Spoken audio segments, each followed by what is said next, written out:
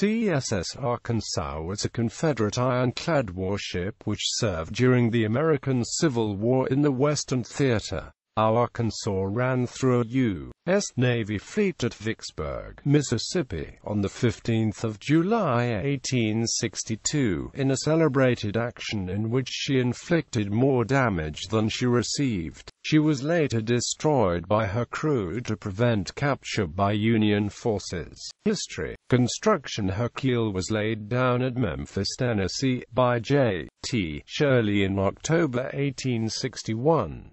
In April 1862, Arkansas was removed to Greenwood, Mississippi on the Yazoo River to prevent her capture when Memphis fell to the Union Navy. Her sister ship, CSS Tennessee, was burned on the stocks because she was not near enough to completion to be launched. In May 1862, Captain Isaac N. Brown of the Confederate States Navy received orders at Vicksburg from the Navy Department in Richmond, Virginia, to proceed to Greenwood, and there assume command of Arkansas.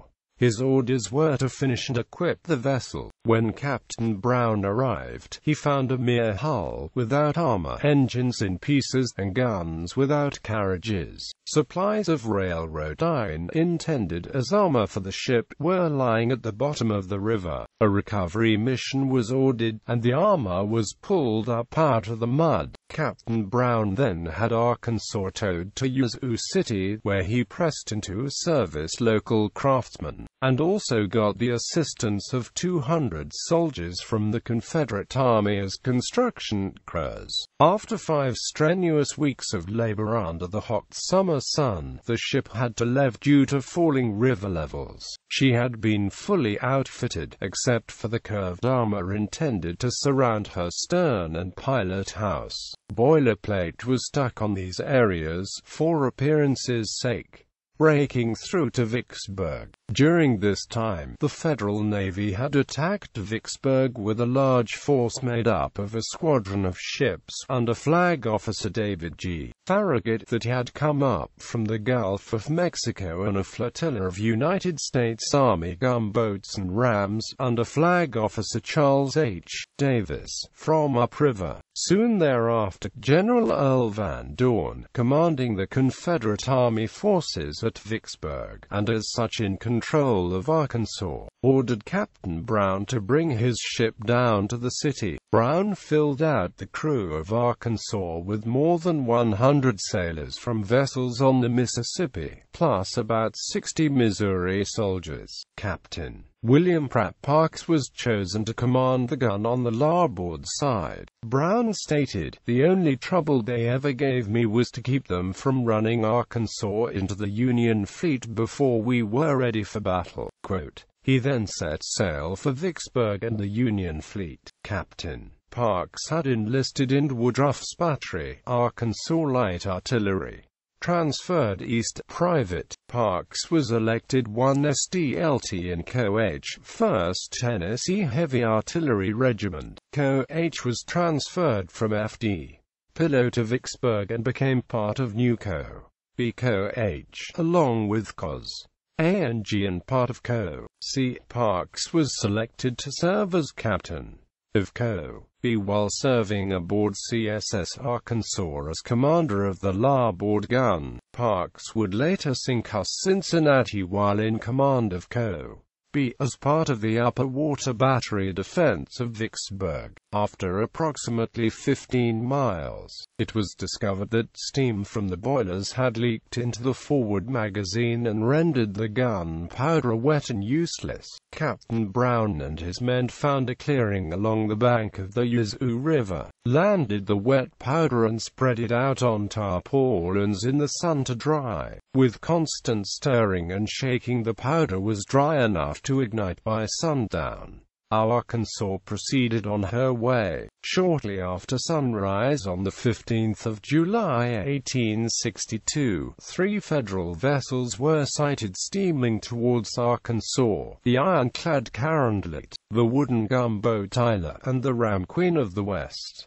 The Federal vessels turned down river, and a running battle ensued. Currently it was quickly disabled with a shot through her steering mechanism, causing her to run aground. Attention was turned to Tyler and the ram, which ran for the fleet with Arkansas pursuing. Soon the Federal fleet came into view around the river bend above Vicksburg, a forest of masts and smokestacks. Captain Brown determined to steam as close to the enemy vessels as possible in order to prevent his vessel being rammed and to sow confusion. The Federal ships were largely immobile, as they did not have the steamer. They and Arkansas exchanged shots at close range, but she soon passed to safety beyond them. Arkansas arrived at Vicksburg to the sound of enthusiastic cheering from the citizens and within sight of the lower Federal fleet. At night, Farragut's fleet ran past the batteries at Vicksburg and attempted to destroy Arkansas. While doing so, they did not move until so late in the day, however, that they could not see the target. Only one shell hit home, killing 2 men and wounding 3. Although Arkansas did not destroy any enemy vessels, she inflicted losses among the personnel of the Federal fleets. In the engagement on the U.S.Navy and her passage of the fleet at Vicksburg, the total loss was 18 killed, 50 wounded, and an additional 10 missing. Farragut's fleet lost another 5 killed and 9 wounded when they ran past the Vicksburg batteries. The cost to Arkansas for the entire day's action was 12 killed and 18 wounded. Under the Vicksburg bluffs, after repairs, Arkansas again appeared to threaten her enemies, forcing them to keep up steam 24 hours a day in the hottest part of the summer. To remove the problem, the Union fleet tried once again to destroy the ironclad at her mooring. At this time, the severely reduced crew of Arkansas could man only 3 guns, so she depended for protection on the shore batteries. On the morning of the 22nd of July, Essex, Queen of the West, and Sumter mounted an ill-coordinated attack. First Essex attempted to ram, but as she approached, the Arkansas crew were able to spring her. As a result, Essex missed her target and ran aground instead, where for 10 minutes she remained under fire from both Arkansas and the shore batteries. The armor on Essex protected her crew, however, so she lost only 1 man killed and 3 wounded. On the other hand, one of her shots penetrated the iron plating on Arkansas, killing 6 and wounding 6. When Essex worked off the bank, she continued downstream, where she joined Farragut's squadron. Meanwhile, Queen of the West was making her run. Her captain misjudged her speed, so she ran past Arkansas and had to come back and ram upstream. Although she struck fairly, her reduced momentum meant that the collision did little damage. She then returned to the flotilla above the city. She had been riddled by shot from the batteries, but surprisingly suffered no serious casualties. Farragut had already been pressing the Navy Department for permission to leave Vicksburg. It was clear that he would need assistance from the Army to capture the city, assistance that was not forthcoming. Sickness among his sailors, unacclimatized to the heat of summer in Mississippi, reduced the fighting strength by as much as 1/3. Furthermore, the annual drop in the level of the river threatened to strand his deep-draft ships. The constant vigilance now necessitated by the presence of Arkansas finally tipped the balance. He got permission to return to the vicinity of New Orleans, and on the 24th of June his fleet left. With nothing his flotilla could do, Davis also withdrew. He took his vessels back to Helena, Arkansas, where he could still watch the river north of Vicksburg. Final fight at Baton Rouge with the Federal fleet on. Captain Brown requested and was granted 4 days of leave, which he took in Grenada, Mississippi. Before leaving, he pointed out to General Van Dorn that the engines of his ship needed repairs before she could be used. He also gave positive orders to his executive officer, Lt. Henry K. Stevens, not to move her until he returned. Unfortunately for the ship, Van Dorn disregarded his subordinate. he ordered Lt.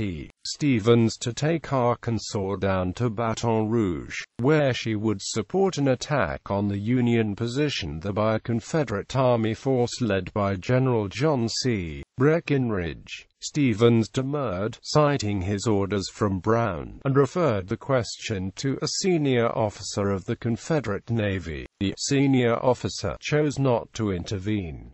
Stevens, now under the orders of two superior officers, had to rush the ship down the river. Confirming Brown's fears, the engines broke down several times between Vicksburg and Baton Rouge. Each time, the engineer was able to get them running again, but it was clear that they were unreliable. Nevertheless, the ship was able to get all the way to Baton Rouge, where she prepared for battle with a small Federal flotilla that included her old opponent Essex. On the morning of the 6th of August, Essex came in sight, and Arkansas moved into the stream to meet her. Just at this time, crank pins on both engines failed almost simultaneously, and Arkansas drifted helplessly to the shore. Stevens prepared to abandon ship. He ordered the engines to be broken up, the guns to be loaded and excess shells spread around, and then the ship set afire.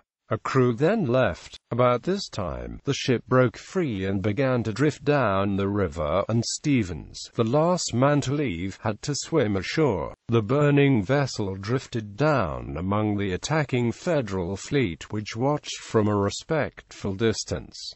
At about noon, Arkansas blew up. Current disposition: Arkansas currently rests, aligned north-south, deep under a levee roughly 1.4 miles south of the Auto Rail Bridge just below Wilkinson Point. The wreck is 690 feet past River Mile 233 north of Baton Rouge, Louisiana.